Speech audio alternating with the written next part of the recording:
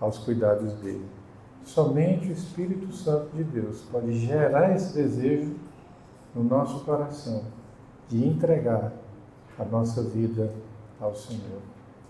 Que o Espírito Santo de Deus promova essa transformação nas nossas vidas e produza esse profundo desejo no nosso coração de entregar a nossa vida a Ele. Diz assim a palavra do nosso Senhor. Ditas estas coisas, angustiou-se Jesus em espírito e afirmou: em verdade vos digo que um dentre vós me trairá. Então os discípulos olharam uns para os outros, sem saber a quem ele se referia. Ora, ali estava aconchegado a Jesus um dos seus discípulos, aquele a quem ele amava. E aqui é João. João está fazendo esse registro, né? E ele não cita o seu próprio nome, mas ele diz que era aconchegado de Jesus. Alguém que reclinava o peito na cabeça de Jesus, tamanha a intimidade, a comunhão que tinha com o Mestre. A esse fez Simão Pedro sinal, dizendo-lhe: pergunta a quem ele se refere. Então, aquele discípulo, reclinando-se sobre o peito de Jesus, perguntou-lhe: Senhor, quem é? Respondeu Jesus: é aquele a quem eu der o pedaço de pão molhado. Tomou, pois, um pedaço de pão e, tendo-o molhado, deu a Judas, filho de Simão Iscariotes. E após o bocado, imediatamente entrou nele Satanás. Então disse Jesus: o que pretendes fazer, faze-o depressa. Nenhum, porém, dos que estavam à mesa percebeu a que fim lhe dissera isto. Pois como Judas era quem trazia a bolsa, pensaram alguns que Jesus lhe dissera: compra o que precisamos para a festa, ou lhe ordenara que desse alguma coisa aos pobres. Ele, tendo recebido o bocado, preste atenção, saiu logo, e era noite. Oremos mais uma vez. Senhor, nós precisamos do teu auxílio e da ação poderosa do teu Espírito, ó Deus, não apenas a nos falar, Senhor, mas a nos convencer da grande necessidade que temos de entregar a nossa vida aos cuidados do Senhor. Clamamos por isso, no nome de Jesus. Amém.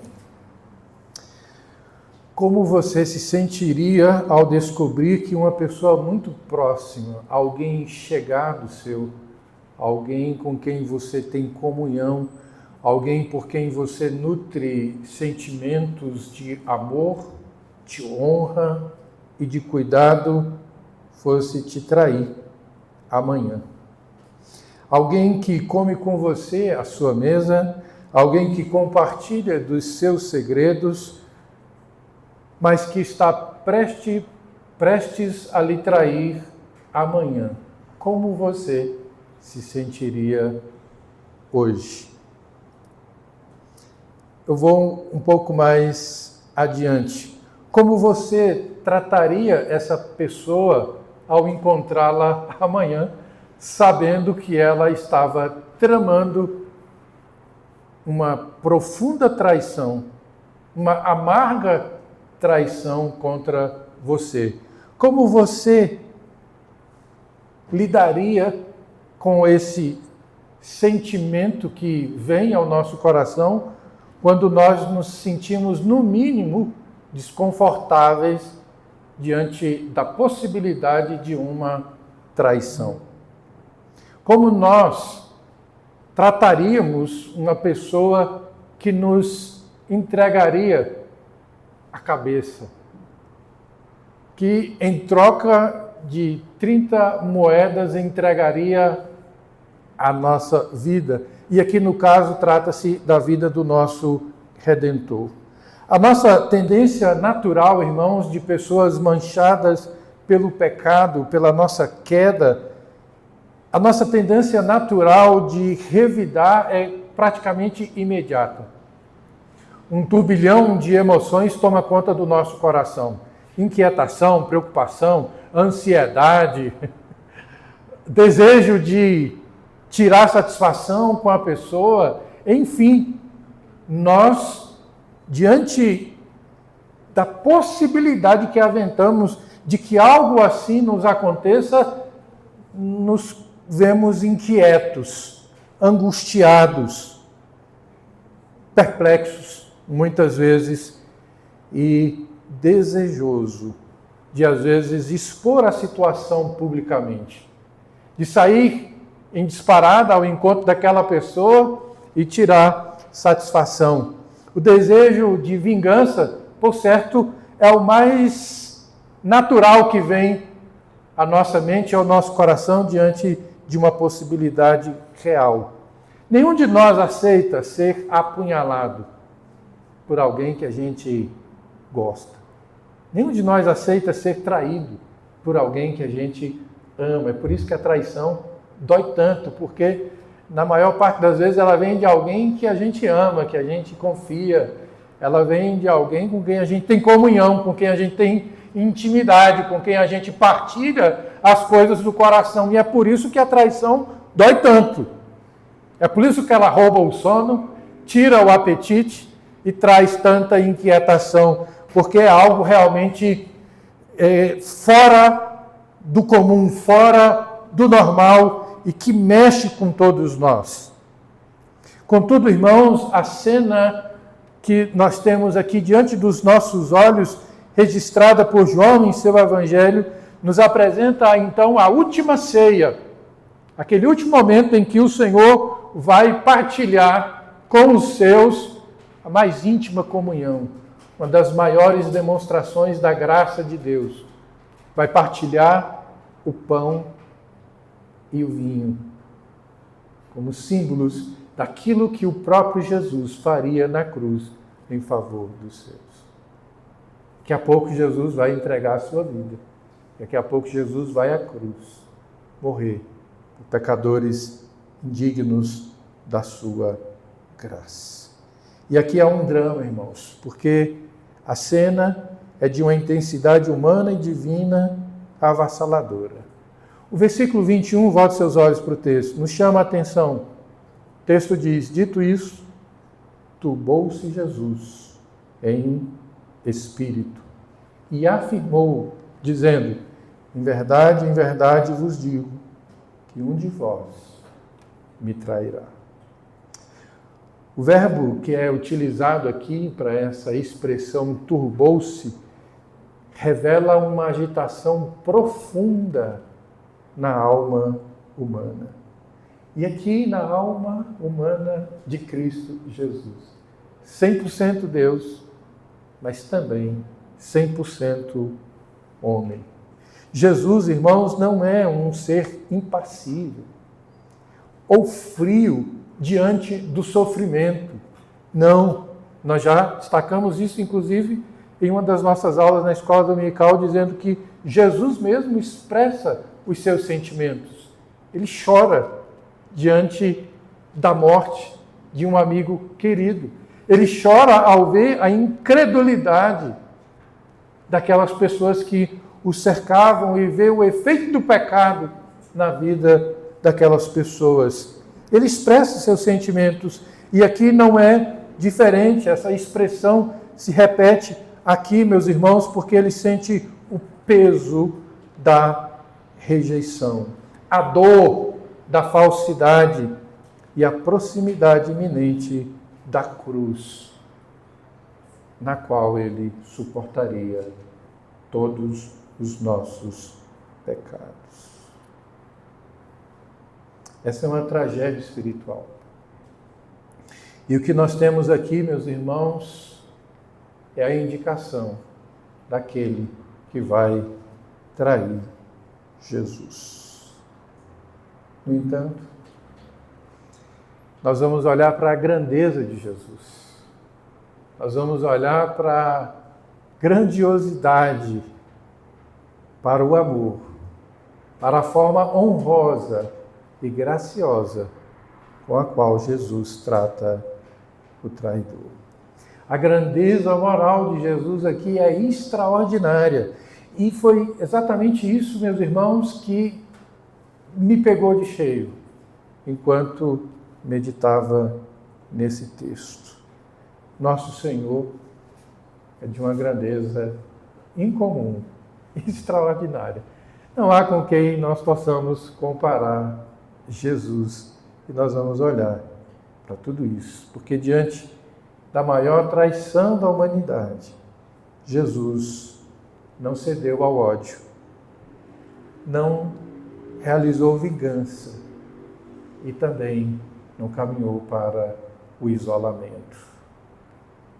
Que questão importante aqui nós temos diante de nós, irmãos. Jesus não cedeu à vingança, não nutriu ódio no coração, não maltratou Judas em nenhum momento, tampouco Jesus se isolou das pessoas. Jesus aqui decide agir movido por um amor que transcende toda a nossa compreensão, toda a nossa capacidade humana e lógica cai por terra diante das ações do Senhor Jesus. Diante da decisão de Jesus, nós ficamos espantados, irmãos. Como alguém pode, diante da traição, agir com tamanha graça, com tamanho amor, com tamanha misericórdia para com aquele que o trairia? Mesmo com a alma turbada, Cristo escolhe estender a mão ao seu traidor. Quem de nós agiria assim? Eu acredito que nenhum de nós. Se nós olharmos para a nossa constituição humana e para o efeito do pecado em nós, nenhum de nós agiria como Jesus. Mas Jesus escolheu estender a mão. Então isso nos conduz ao tema da mensagem de hoje. Eu gostaria que as crianças também pudessem captar aqui o tema e olhar para o desenvolvimento da pregação nessa perspectiva. Um gesto de amor, honra e misericórdia, mesmo estando com o coração aflito. Mas não é só para as crianças, nós também devemos prestar bastante atenção nesse tema. Um gesto de amor, de honra e de misericórdia, mesmo com o coração aflito. Como nós agimos em relação àquelas pessoas que nos hostilizam quando o nosso coração está inquieto? Qual que é a nossa reação? Uma delas, a mais básica, é uma expressão facial fechada. Não é? A gente já esboça logo no rosto que a gente não está nada satisfeito. Mas Jesus, um coração aflito, angustiado, dilacerado pela certeza da traição, mesmo assim, Jesus decide agir com amor, com honra e com misericórdia. Vamos ver isso, irmãos.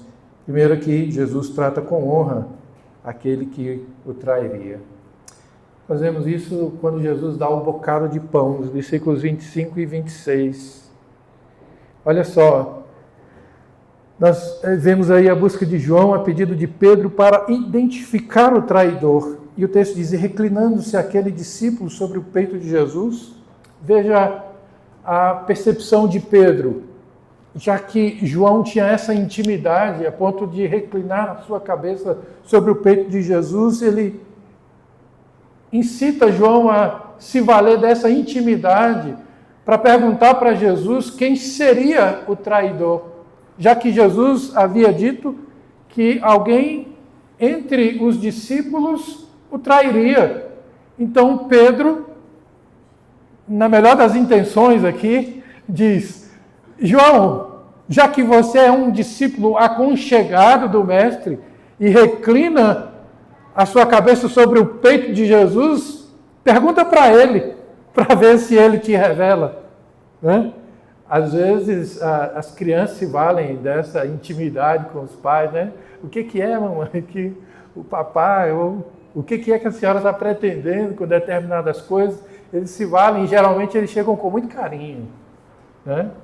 Aquele abraço, aquele aconchego, para tentar descobrir o que se passa no coração do papai, no coração da mamãe. E aqui Pedro então dá essa sugestão para João se valer dessa intimidade e perguntar para o mestre: quem será o traidor?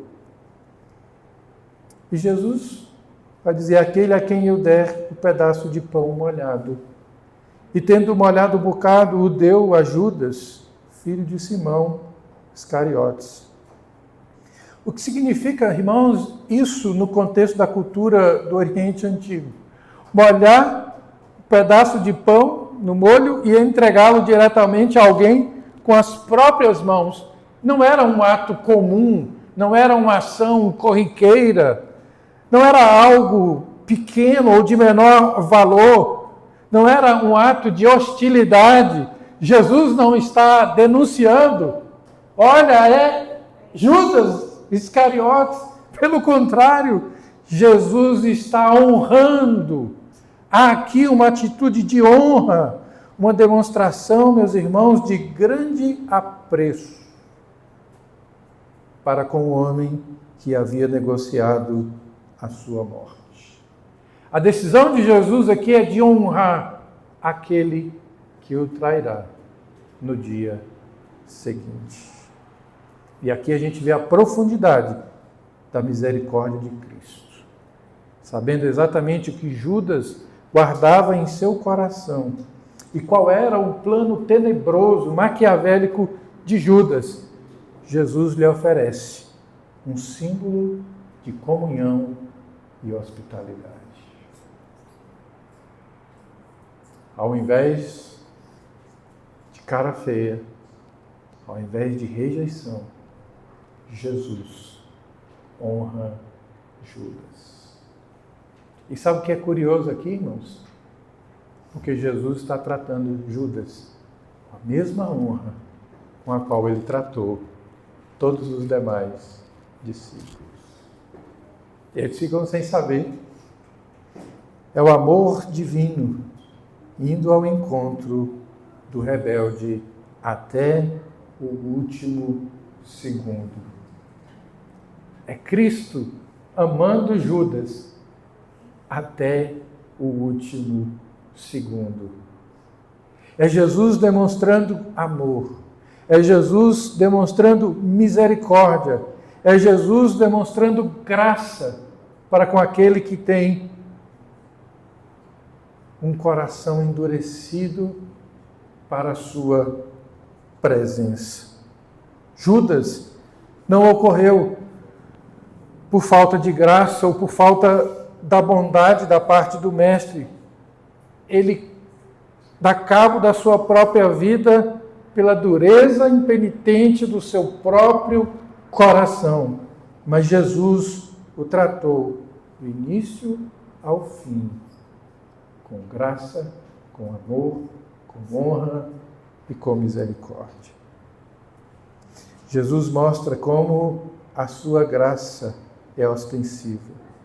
E mesmo diante da maldade, mesmo diante da trama que Judas havia já realizado e que agora só executaria em relação ao Senhor Jesus, entregando o Senhor Jesus com um símbolo de comunhão.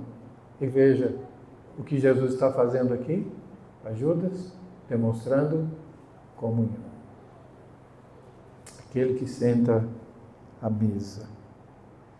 Irmãos, diante da traição, diante da maldade, diante da mentira, Jesus permaneceu o mesmo. Como é que nós lidamos com isso? Se é no ambiente de trabalho, a nossa reação mais natural é o quê? Vou fazer algo para prejudicar. Vou dar o troco na mesma moeda. Se é algo no relacionamento, a gente tenta cortar logo o mal pela raiz. Se talvez alguém na família, a gente já tenta excluir, perder o contato. Se é alguém mais íntimo, um amigo, a gente já gera logo a desconfiança no coração e já sai para longe. Essa é a nossa tendência natural. E esse texto, irmãos, me quebra, e eu acredito que quebra você também, porque deixa a gente num beco sem saída. Porque aqui nós não temos alguém que aponta para Jesus, aqui nós temos o próprio Jesus agindo, dando-nos o exemplo de como é que nós devemos agir. Se alguém me dá na face, qual é a minha tendência natural? Revidar. E a Bíblia ensina a gente a dar o outro lado. Irmãos, esse é o primeiro aspecto. Jesus trata Judas com amor, com honra e com misericórdia. Segundo aspecto que eu quero chamar a sua atenção é a descrição dos discípulos.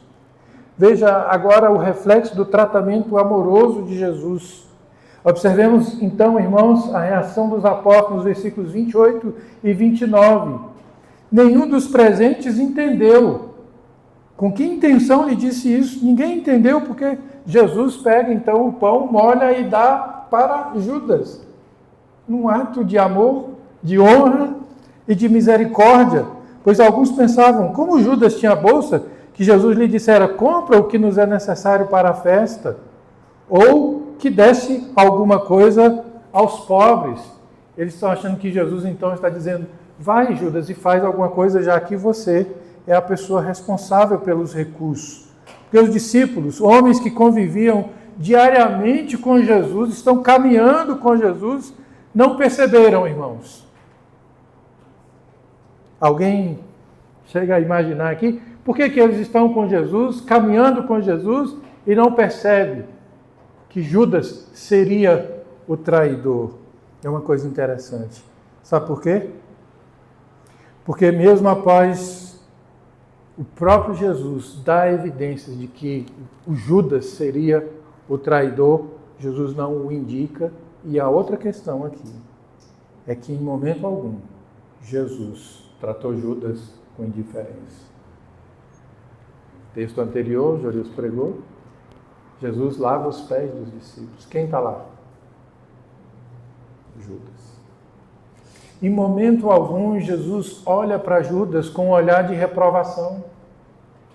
Em momento algum, Jesus diminuiu o papel de Judas ou a sua importância no seu próprio ministério. Em momento algum, Jesus tratou Judas com desdém ou com frieza, ou com aqueles olhares de reprovação. Em momento algum, Jesus tratou Judas como um suspeita da sua própria traição. Se Jesus tivesse feito isso, provavelmente os discípulos saberiam. Jesus está entregando então Judas porque Jesus já havia tratado ele com certa indiferença. Irmãos, em momento algum, Jesus foi indiferente para com Judas. Do início ao fim do seu ministério, Jesus tratou todos da mesma maneira. E aqui ninguém pode reclamar de comunhão. Pedro não pode dizer, Jesus tem mais intimidade com o João, porque João reclina o peito sobre a cabeça do Senhor, né? E agora está dando um bocado de pão para o próprio Judas, como um símbolo de comunhão, de honra, e não dá para nós. Por que nenhum deles fala isso? Porque nenhum deles foi rejeitado pelo Senhor. Todos foram tratados na mesma régua da graça, da honra e da misericórdia. E aí, ninguém entende, porque todos os demais participam também desse momento de comunhão. E qualquer um deles tinha potencial em si mesmos para ser o traidor, porque são todos pecadores. Mas no desígnio, na soberania de Deus, estava Judas para ser o traidor. Jesus sempre tratou todos com amor, com honra e com misericórdia. Judas cuidava da bolsa, do dinheiro. Isso exigia extrema confiança. Era o tesoureiro.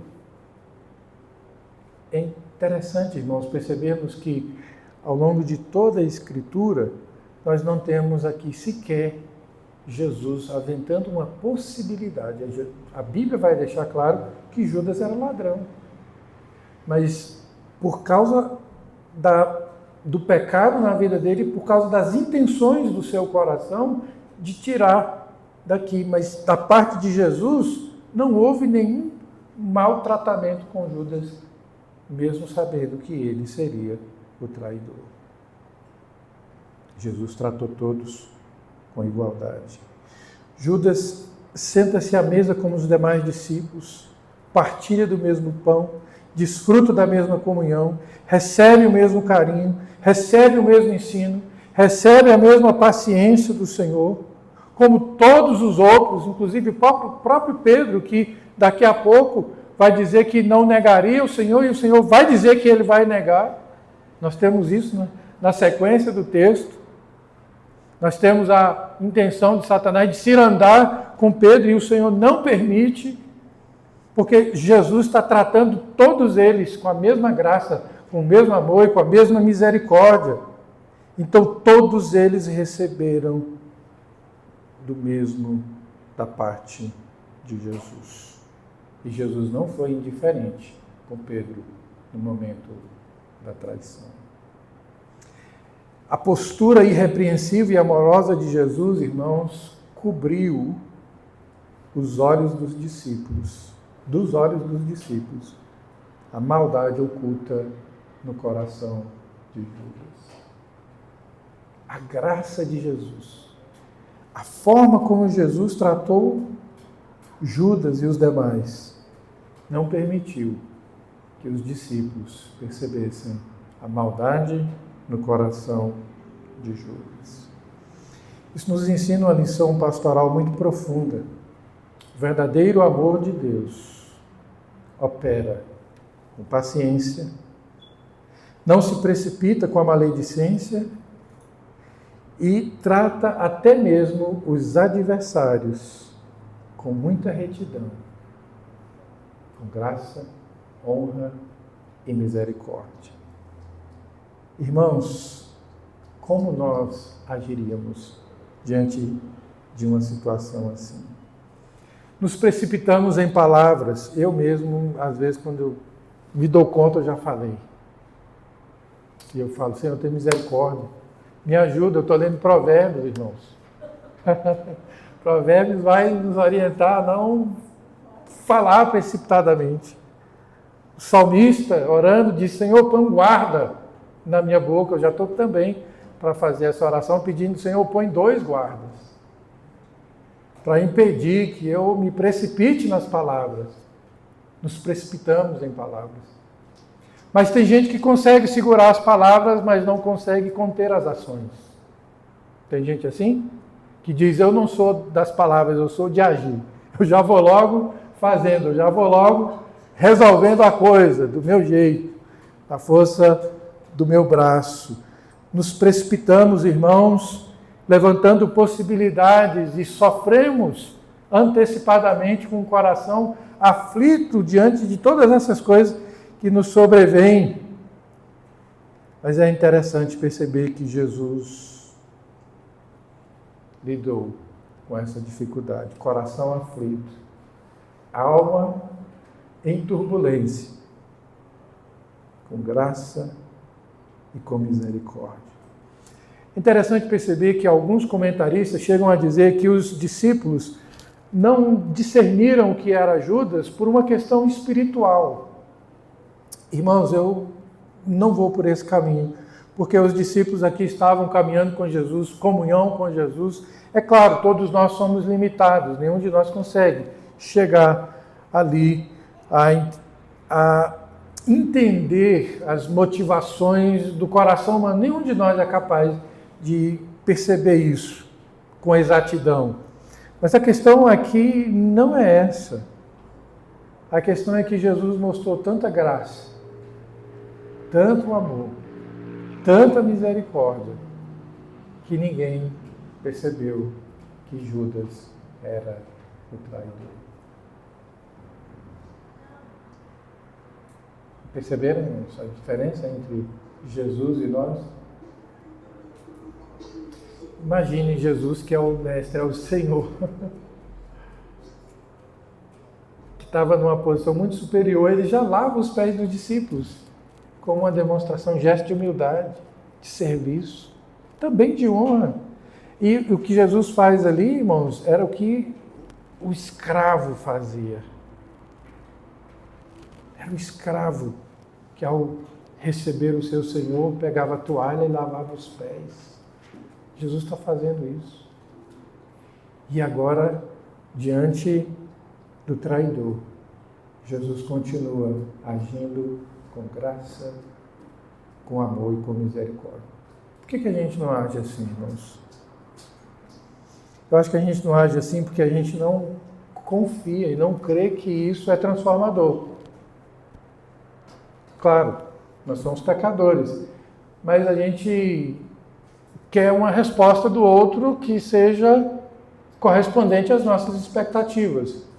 Eu vou tratar com honra, com graça e com misericórdia, mas eu quero também que essa pessoa corresponda. É ou não é verdade? E Judas aqui não corresponde. Não corresponde. Ele está seguindo o seu caminho de traição. Talvez seja isso o que mais dói quando Judas se dá conta do que havia feito. Jesus permaneceu tratando com amor, com honra e com misericórdia. Irmãos, aqui nós devemos nos lembrar do que Pedro diz a respeito do nosso Senhor e Salvador Jesus Cristo.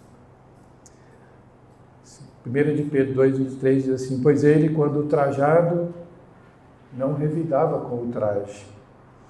Quando maltratado, não fazia ameaças, mas entregava-se àquele que julga retamente, carregando ele mesmo em seu corpo, sobre o madeiro, os nossos pecados, para que nós, mortos para os pecados, vivamos para a justiça.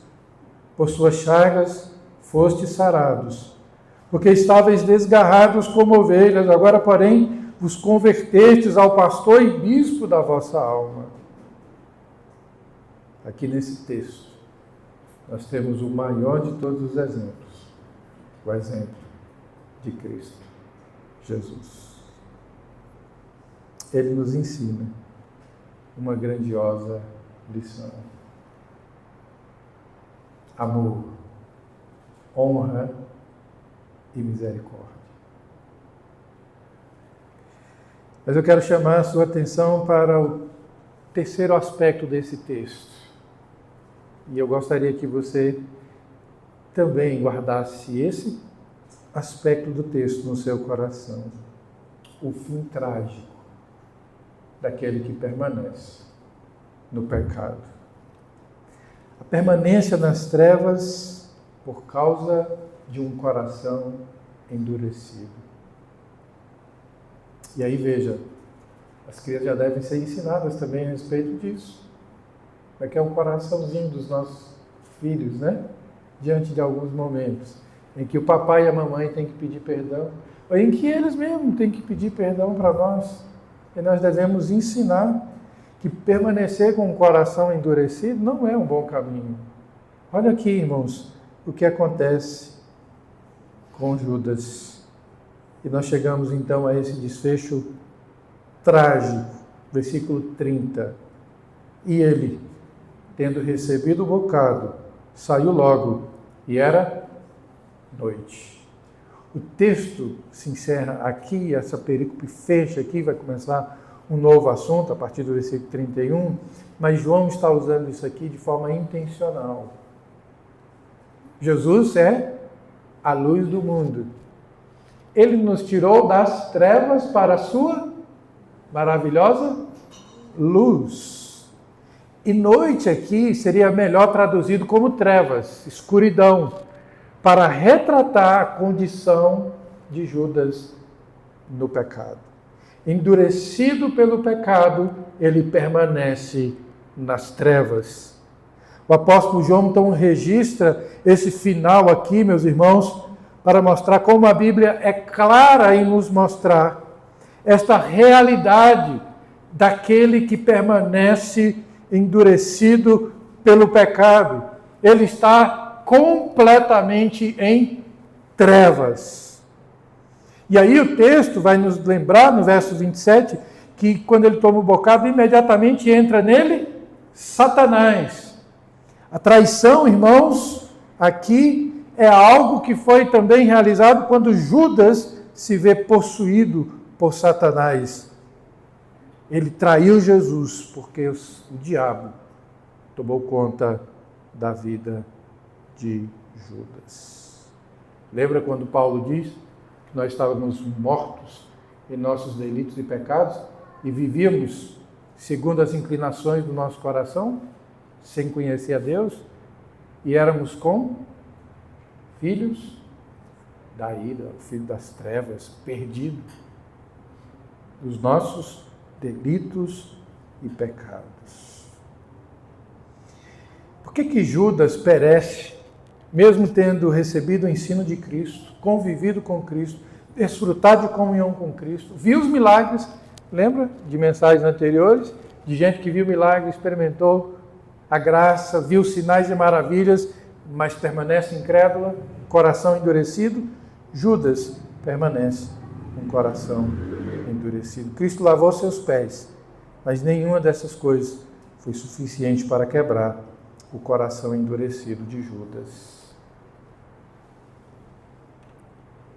Judas permanece na escuridão da noite e nas trevas do pecado, exclusivamente por causa de um coração endurecido. Irmãos, eu não sei como que, mas eu imagino como que os irmãos, ao ler um texto como esse, pode ficar pensando no cenário. Eu fico. E eu fiquei pensando, como alguém pode permanecer endurecido pelo pecado, caminhando com Jesus, convivendo com Jesus, recebendo de Jesus o pão da comunhão e permanecer endurecido. E aí, irmãos, eu não orei por ninguém a não ser por mim mesmo. E foi aqui que o texto me chamou bastante a atenção para perceber o quão miserável eu sou. Se Cristo não tivesse sido gracioso comigo, a ponto de manifestar essa graça salvífica, eu trilharia o mesmo caminho de Judas e estaria nas trevas da mesma maneira. O texto aqui é para nos lembrar de como Deus, em Cristo, é gracioso para conosco, em nos tirar das trevas para a sua maravilhosa luz. E sabe o que eu gosto? Que João mesmo diz? Que ele nos arrasta para ele. Porque se ele não fizer isso, nenhum de nós vai. O Senhor nos arrasta para ele mesmo, como um gesto de amor e de misericórdia. Aqui, irmãos, os discípulos são chamados à reflexão para perceber a maravilhosa graça. E não é interessante que Pedro vai negar? E Jesus não vai deixar Pedro de lado? Vem com graça, com misericórdia e com amor. Judas saiu para a noite literal, que retratava a escuridão espiritual e o estado da sua alma mergulhada no pecado. Ele escolheu a avareza, a traição e o orgulho em detrimento do arrependimento. Irmãos, a tragédia de Judas é uma advertência para nós. Não adianta ter proximidade física com as coisas santas. Não adianta ler a Bíblia de frente para trás, de trás para frente. Não adianta participar dos sacramentos, fazer pública profissão de fé. Não adianta ter cargo na igreja, ser pastor, presbítero, diácono. Nada, nenhuma dessas coisas. Se o nosso coração não é um coração quebrantado por Jesus. se o nosso coração não é um coração que foi tomado pela graça do Senhor e que demonstrou arrependimento. Percebemos aqui na vida de Judas a trágica história de alguém que endureceu o coração contra a graça, o amor e a misericórdia de Deus. Isso aqui, irmãos, se tornou um testemunho daqueles que se perdem no pecado. Tristemente, Judas retrata o testemunho daqueles que se perdem no pecado. Judas nunca entregou o seu coração a Jesus. Foi por isso que ele traiu Jesus. A graça, o amor, a honra e a misericórdia foram desprezadas por Judas no ato da traição. Mas é interessante que nenhuma dessas coisas fez com que Jesus o tratasse com indiferença. Eu quero concluir com duas observações, irmãos. Duas observações que eu julgo serem muito importantes para o nosso coração. Na verdade, são duas advertências. Primeiro, olhemos para a soberania de Deus e enxerguemos a graça dele na pessoa bendita de Cristo Jesus, sendo paciente para conosco, amoroso e misericordioso. Não tiremos em momento algum os nossos olhos do Senhor, dessa graça maravilhosa manifestada na pessoa de Cristo para conosco, pecadores. É por isso que o escritor aos Hebreus diz lá no capítulo 12, verso 2, olhando para ele firmemente, que é o autor e consumador da nossa fé. Olhemos firmemente para o Senhor. Segunda advertência, uma exortação para todos nós. Olhemos para o perigo de um coração endurecido, um coração que não se arrepende, um coração que não perdoa, um coração que não volta atrás. E sabe, irmãos, às vezes, isso aqui me pegou. Eu vou dizer por quê. Mais um pouco do que isso aqui me pegou, irmãos. Porque às vezes nós queremos nos firmar, seja diante dos filhos, seja diante da esposa, seja diante de alguém, mostrando que nós não vamos retroceder.